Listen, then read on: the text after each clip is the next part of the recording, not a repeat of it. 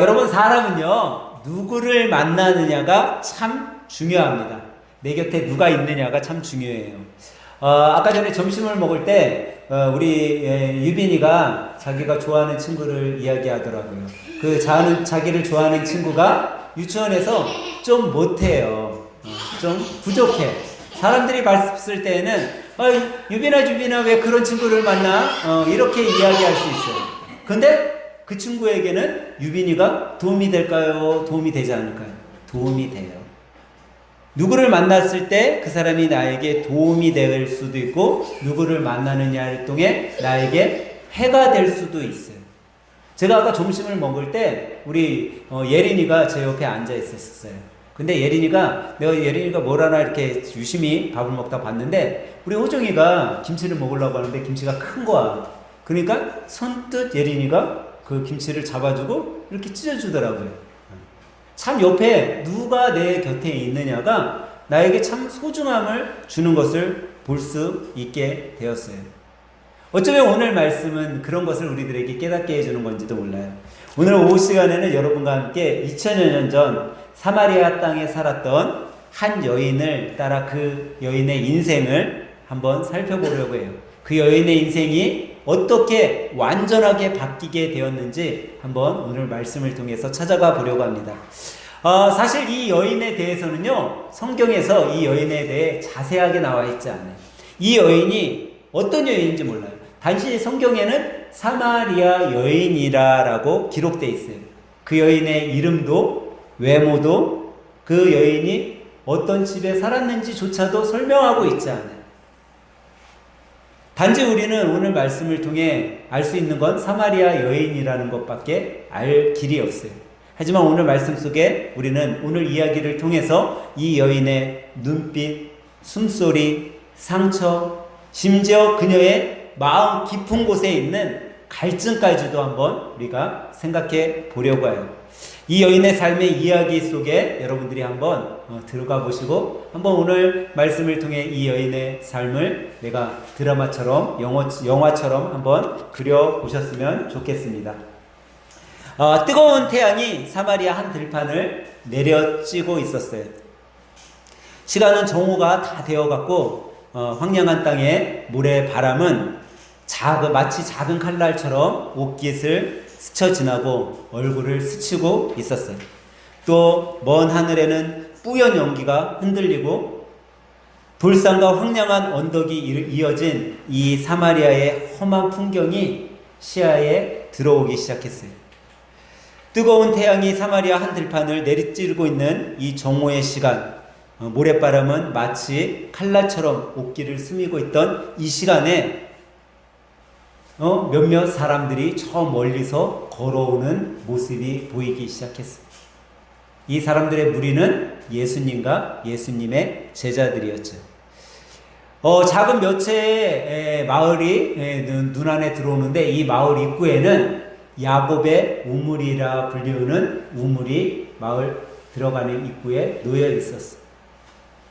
근데 이 마을에 들어오는 이 무리들은 이 마을 사마리아 이 수가성 있는 지역에 오기 전에 그 무리들은 무엇을 하고 있었냐면, 유대 땅에서 사람들에게 침례를 베풀던 사람들이에요. 그는 누구인가 하면 예수님과 예수님의 제자들이었죠. 예수님과 예수님의 제자들이 유대 땅에서 침례를 베풀 때 또 침례를 베풀던 사람이 있었어요. 그가 누구냐면 침례 요한이었죠. 이 침례 요한의 제자들은 침례 요한에게 예수님에 대해 이야기했어요. 선생님, 예수라는 사람이 선생님처럼 침례를 베풀고 하늘에 대해서, 하나님 나라에 대해서 증거를 해요. 과연 이 사람은 누굽니까? 라고 침례 요한에게 물을 때 침례 요한은 이렇게 얘기했어요. 제자들아, 나는 그분의 신도 들을 수 없는 그런 미약한 존재다. 그분에 비교하려면 나는 정말 아무것도 감당할 수 없는 사람이다 라고 제자들에게 이야기했어요. 그리고 그 예수님을 향해 이렇게 이야기를 해요. 보라, 세상 죄를 지고 가는 하나님의 어린 양 이로다 라고 이야기를 해요.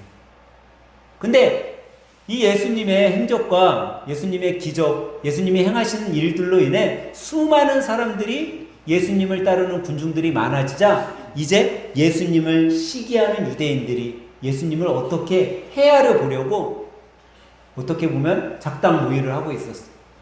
그걸로 인해 예수님은 이제 이 갈릴리 지역 유대 땅에서 갈릴리 지역으로 옮기시려고 해요. 발걸음을. 그 발걸음을 옮기기 위해 옮기던 중 어디를 들리게 되냐면 오늘 말씀에 나오는 이 사마리아를 지나가게 되었어요. 언뜻 보면 우리는요, 예수님과 제자들이 갈릴리를 가기 위해서, 유대 땅에서 갈릴리를 가기 위해서 지날 수밖에 없던 곳이 사마리아라고 생각할 수 있어요. 근데 자세히 성경을 보면요, 이거는 예수님이 이 사마리아 땅에 갈 수밖에 없었어. 사실 그냥 갈릴리를 다른 쪽으로 갈 수도 있었잖아요. 근데 예수님은 이 사마리아 동네를, 그것도 수가라는 이 마을을 예수님은 갈 수밖에 없었어요. 왜? 그곳에서 만날 사람이 있었던 거예요. 오늘 말씀에 나오는 이 사마리아 여인을 만나기 위해서 예수님은 이 한 영혼을 기다리기 위해 이 수가라는 마을에 들어갔고 야곱의 우물이라고 불리는 그 우물에 가셨던 거죠. 예수님은 그 한 영혼, 이 사마리아의 여인, 이 영혼을 위해 이곳에 지나가셨어요. 아까 전에 수많은 무리들이 이 사마리아 성에 오고 있었다고 그랬잖아요. 그들의 모습을 봤더니 이런 모습이었어요. 유대 쪽에서부터 이 사마리아까지 오느라고 찌는 듯한 떼악 볕에 뜨거운 바람이 날리고 있을 때 이 제자들의 발길에는 먼지가 잔뜩 묻어 있었어요. 그리고 땀이 너무 많이 흘러 옷이 다 젖을 정도였어요. 얼굴도 옷도 땀에 범벅이가 되었죠. 흐르는 땀과 젖은 옷은 그들의 발길을 무척이나 무겁게 만들었어요. 그들의 눈빛은 이제 거의 힘에 겨워서 정말 다 풀려가는 듯한 그런 힘에 빠진 눈빛, 그런 눈빛으로 오고 있었죠. 예수님의 옷도 먼지로 뿌옇게 흩뿌려져 있었고 예수님 역시 덥고 황량한 길을 걸어오시느라 옷깃이 땀으로 젖어져 있었어요. 온몸이 피곤하여 지쳐 계셨지만 예수님의 눈빛은 제자들의 눈빛처럼 피곤해 지친 눈빛이 아니라 오히려 더욱 반짝이는 눈빛, 목적이 있는 눈빛, 그 눈빛에는 생명이 가득 차 있는 것을 보게 되었어요. 예수님은 이제 아까 전에 얘기했던 야곱의 우물이라는 곳까지 걸어오셨어요. 그리고 그곳에 조용히 앉으셨죠. 제자들은 예수님 우리가 마을에 가서 먹을 것 좀 구해오겠습니다 하고 예수님의 곁을 떠났어요. 순간 바람 한 점 없는 정오의 뜨거운 태양이 이제 내리쬐기 시작했어요. 우물가에는 예수님 혼자 앉아 계셨고 그곳에는 그 무더위 속에 아무도 오가지 않는 그런 곳이었죠. 근데 어디선가 한 여인의 발자국 소리가 들려오기 시작했어요. 이 발자국은 힘 있는 발자국이 아니라 뜨거운 태양의 열기로 정말 어렵게 한 발씩 옮기는 힘에 겨운 그런 발자국 소리였죠. 이 여인은 두건으로 얼굴을 다 감싸고 있었고 무거운 항아리를 짊어인 채 터벅터벅 우물을 향해 걸어오고 있었어요. 그녀의 등은 땀으로 젖어 있었고 숨은 헐떡이는 듯 했죠. 그녀를 가만히 살펴보니까 그녀가 얼굴을 들인 두건 사이로 그녀의 눈빛을 보게 되었는데 그녀의 눈빛은 뭔가 주위를 살피는 듯한 눈빛, 주변의 사람들을 인식하는 듯한 경계하는 눈빛으로 주위를 살피면서 걸어오고 있었어요.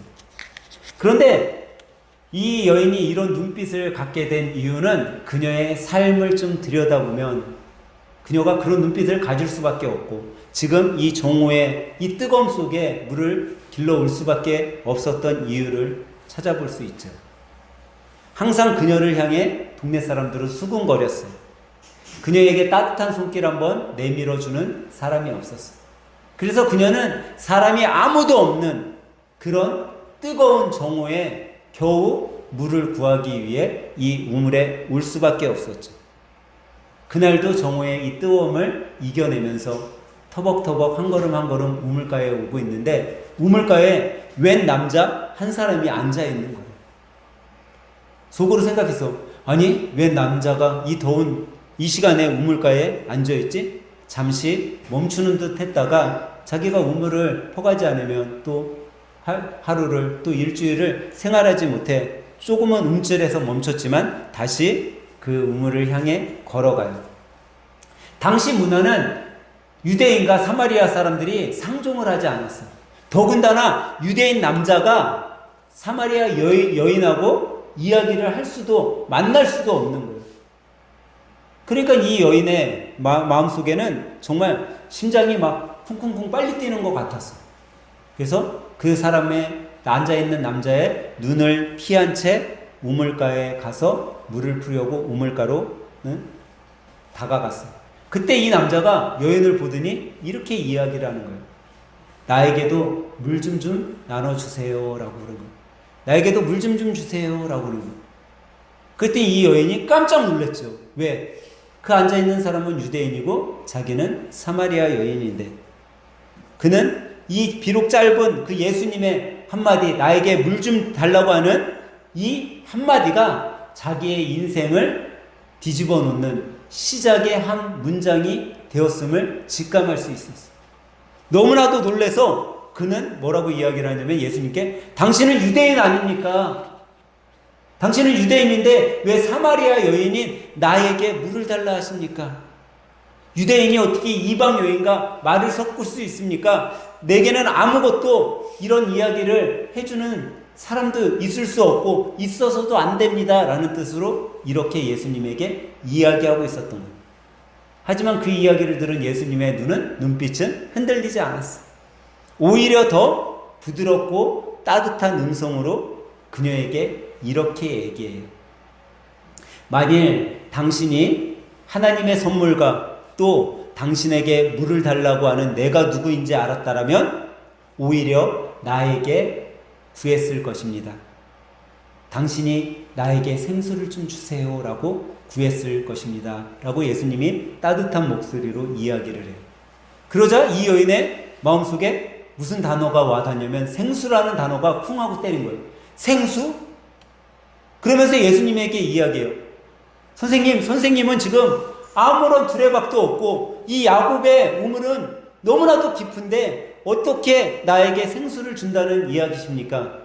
이렇게 이야기를 해요. 그때 정막이 흐르고 시간이 꼭 멈춘 듯 했어요. 태양이 멈춘 듯하고 바람도 갈 길을 찾지 못한 듯 멈춘 순간 예수님이 다시 이 여인에게 이렇게 이야기를 해요.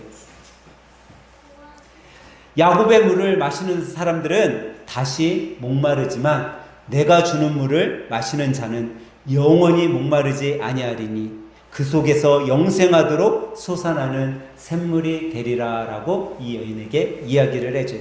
이 말을 듣는 순간 여인의 내면에 무언가 움직임이 포착되는 거예요. 그녀의 안에 뭔가 시작됨을 느끼게 되었어요. 그것은 뭐였냐면 이 여인은 항상 인생의 갈증을 좀 어떻게 해결해 보려고 했어요. 그 갈증을 남자들과의 만남을 통해서 어쩌좀 해결해 보려고 했어요. 사람들과의 관계를 통해서 세상의 어떤 것들을 통해서 자기의 갈증을 좀 채워보려고 부단히도 노력을 했어요. 근데 자기가 갈증을 채우려 하면 할수록 오히려 더 갈증은 심해져 갔고 자기의 삶은 무너져 가고 자기의 인생은 더 낭떠러지로 떨어지는 것만 그는 느꼈던 거예요. 어떤 갈증도 해결해 줄 수 없는데 그 갈증을 지금 만난 이 선생님이 해결해 줄 수 있다라고 이야기하고 있는 거예요. 그러자 그녀는 예수님에게 이렇게 얘기해요. 선생님, 그런 물이 정말 있다면 그 물을 저에게도 좀 주세요. 그래서 제가 그 물을 마시고 다시는 이 우물에 물을 길러 오지 않게 저에게도 좀 나눠주세요. 근데 사실요, 이 여인의 이 말은요, 선생님, 제가 선생님이 나에게 영원한 생수를 주신다고 한 그 말 제가 믿습니다. 그런 고백이에요. 예수님의 그 말씀이 나의 삶에 들어오면 저도 목마르지 않은 사람이 될 수 있을 것 같아요 라고 이야기하고 있는 고백이에요. 근데 그 고백을 하는데 예수님이 뭐라고 이야기를 하냐면 이렇게 이야기를 해요. 여인아, 너 가서 너 남편 좀 데려와라 라고 이야기를 해요. 아니, 자기에게 가장 큰 상처가 바로 이런 부분인데, 내 가정에 내가 정말 가정을 떳떳하게 만들지도 못하고 지금까지 남편을 5명이나 바꾸고 지금 있는 남편조차 내 남편이라고 생각지도 않는데 그 남편을 데려오라니 어떡하지? 마음에 부닥침이 있었어요. 근데 그런 부닥침 속에 예수님한테 뭐라고 해요? 선생님, 저는요 남편이 없어요 라고 이야기해요. 지금 살고 있는 사람도 있는데. 그러자 예수님은 그 여인에게 이렇게 얘기를 하죠. 내 말이 옳다. 근데 예수님의 이 내 말이 옳다라는 거는 그녀의 삶을 정죄하고 판결하기 위한 내 말이 옳다라는 그런 이야기가 아니라 오히려 그녀의 삶을 치료해주고 그의 아픈 상처를 싸매주는 의사와 같은 그런 말로 내 말이 옳다라고 얘기를 해요. 그러면서 너에게는 남편 5이 있었고 지금도 살고 있는 사람이 있는 남자가 있는데 그 사람도 내 남편이 아니다라고 이야기를 해요. 어쩜 자기의 마음을 정확하게 알듯이 오늘 처음 본 사람이 어떻게 내 이 삶을 아는지, 내가 정말 5번이나 남편을 바꿨고 지금 사는 사람도 내 남편으로 여기지 못하는 내 인생, 정말 무너져가는 인생, 어떻게 해야지 내가 이 갈증을 채울 수 있을까 하는 이 인생의 끝자락에 있는 자기의 마음을 예수님이 툭 쳐버린 거예요. 그러자 이 여인의 눈에는 눈물이 맺히기 시작했어요. 그 누구도 이해해 주지 못했던 내 마음의 상처, 그 누구에게도 말하지 못했던 자기 삶의 어려움, 삶의 무게를 예수님이 건드려 주신 거예요. 예수님은 그녀의 모든 삶을 알고 있었어요. 한 번도 만났지 않았지만 그녀가 어떻게 살아왔는지를 알고 있었어요. 하지만 예수님은 단 한 시간도 단 한마디도 그녀를 정죄하지 않았어. 너 왜 이렇게 살았니? 너 왜 지금까지 이 모양으로 살았어? 이렇게 얘기하시지 않으셨어요. 오히려 그녀를 예수님의 삶의 자리로 초대하셨어요. 여인아, 내 삶의 자리로 돌아와라 라는 뜻으로 이야기합니다. 그때 이 여인이 그 예수님의 그 한마디가 자기 인생의 변화를 됨을 알았던 거예요. 그러고 뭐라고 고백해요? 선생님, 제가 보니까요, 선생님은요 선지자시네요. 선생님은 분명 선지자입니다. 그리고 자기가 지금까지 인생에 있어서 갈망했던 것, 내가 좀 어떻게 하나님과의 좀 만남에서 어떻게 좀 해결해 보고 싶었던 그런 갈증의 질문을 예수님 앞에 쏟아내요. 그 질문이 뭐예요? 자기와 하나님과의 관계를 회복시켜 보고 싶었던 질문. 그러면 예수님, 우리 조상들은요 이 산에서 예배하는데 유대인들은 예루살렘에서만 예배해야 한다고 하는데 과연 저는 어디 가서 예배를 드려야 될까요? 어디 가야 하나님과의 관계를 제가 회복할 수 있을까요? 내가 어떻게 예배 드리는 것이 맞습니까? 라고 이 질문을 던져. 그 질문에 예수님께서 뭐라고 말씀하시냐면, 여자여, 내 말을 믿으라. 아버지께 참되게 예배하는 자들은 영과 진리로 예배할 때가 오나니 곧 이때라 라고 얘기를 하셔요. 그게 무슨 말씀이냐면, 여자야, 예배를 드리는 것 산에서 드리든지 예루살렘에서 드리든지 그것이 중요한 것이 아니라 너희들이 영과 진리 가운데 하나님 앞에 예배 드리는 것이 더 중요한 것이다.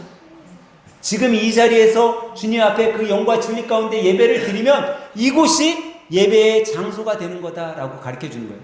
참된 예배는 어떤 장소가 아니라 신령과 진정으로 드리는 그 마음, 그 마음에서 우러나온 예배가 될 때 중요한 거다라고 이야기를 해줘요.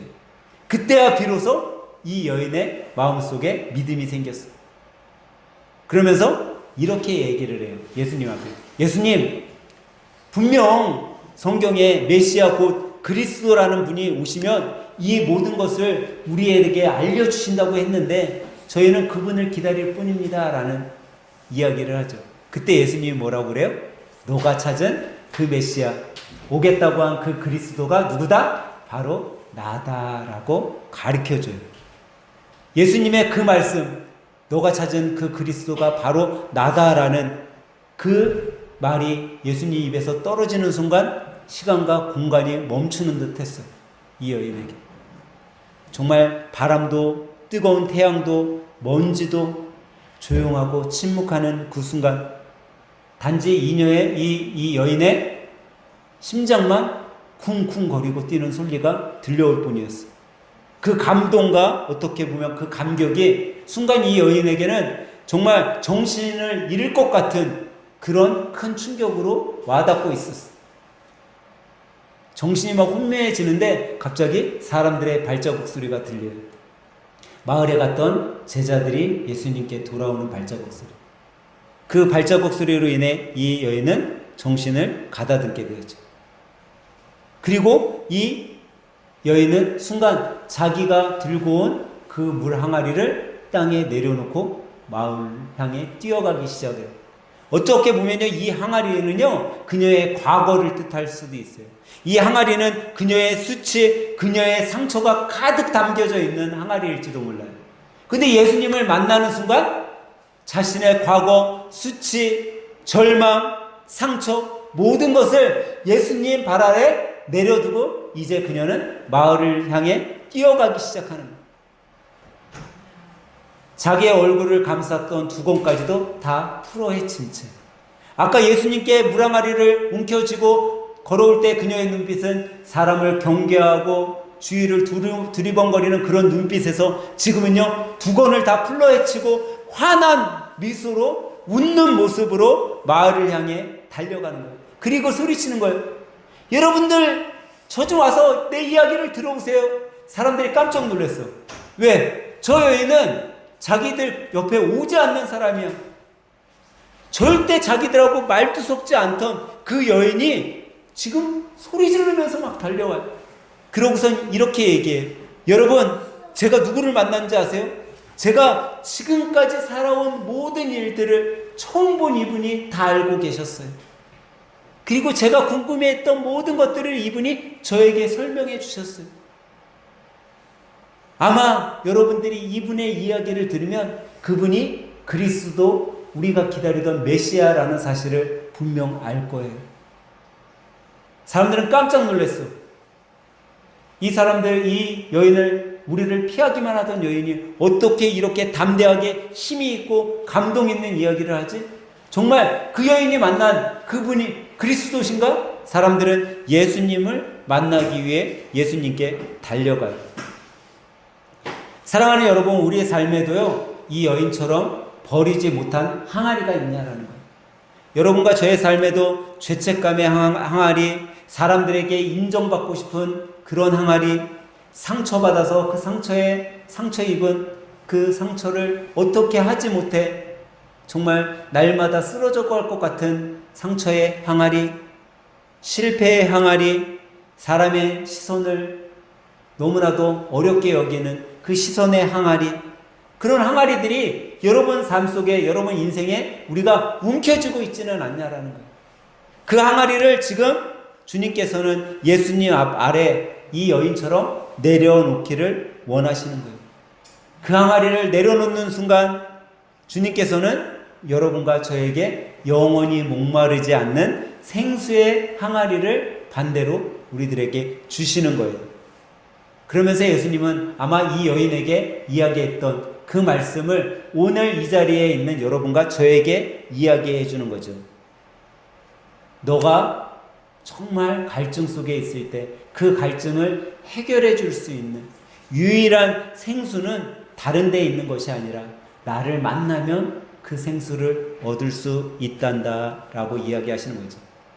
그날 사마리아 여인은 물을 길러 갔다가 예수님을 만나서 영원한 생수를 얻을 수 있었어요. 오늘 여러분과 제가 이 자리에 나온 것은 예수님을 만나기 위함이에요. 예수님을 만나면 우리 또한 단순히 예배드리는 장소가 아니라 예수님을 만나서 영원한 생수를 얻는 자리가 될 거예요. 이 생수를 얻는 순간 이 여인의 인생의 전환점이 되고 갈증이 해소되었던 것처럼 여러분과 저도요, 예수님을 만나면 우리 인생의 전환점이 오늘부터 시작되는 거예요. 우리 인생의 갈증이 오늘부터 해결되는 거죠. 저는 오늘 우리가 이 여인이 예수님 앞에 나아가서 고백했던 그 고백이 우리의 고백이 되길 원해요. 그리고 우리도 이렇게 고백했으면 좋겠어요. 주님, 제 삶의 갈증을 좀 채워주세요. 제가 오늘 내 모든 항아리, 내가 움켜졌던 그 항아리를 지금 주님 발 아래 이곳에 내려놓습니다. 주님, 제 갈증을, 제 문제의 항아리를 해결해 주세요 하고 여러분들이 고백하길 바라요. 그러면 주님께서 여러분과 저를 예수님의 자리로 초대하고 이렇게 말씀하실 거예요. 내가 너에게 주는 물을 마시는 자는 영원히 목마르지 아니하리라 라고 말씀하셔요. 그 말씀을 믿으며 한 주간도 승리하는 하늘쌤 가족 여러분들 다 되시길 주님의 이름으로 간절히 축원합니다.